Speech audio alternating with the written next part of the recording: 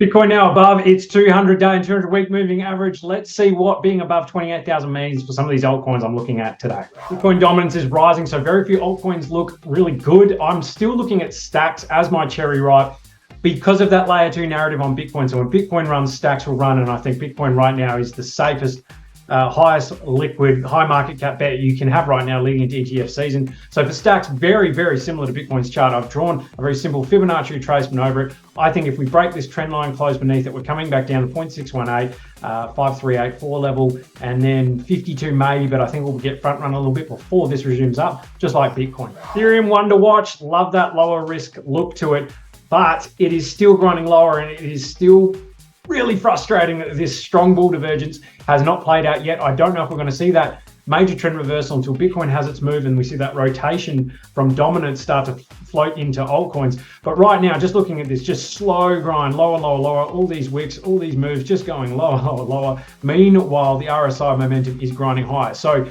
we could continue to grind a little bit lower into that 1490 area before a big bounce. But I think longer term investors need to be looking at this, because eventually when Bitcoin does move higher, top out, all that, Ethereum should get that rotation.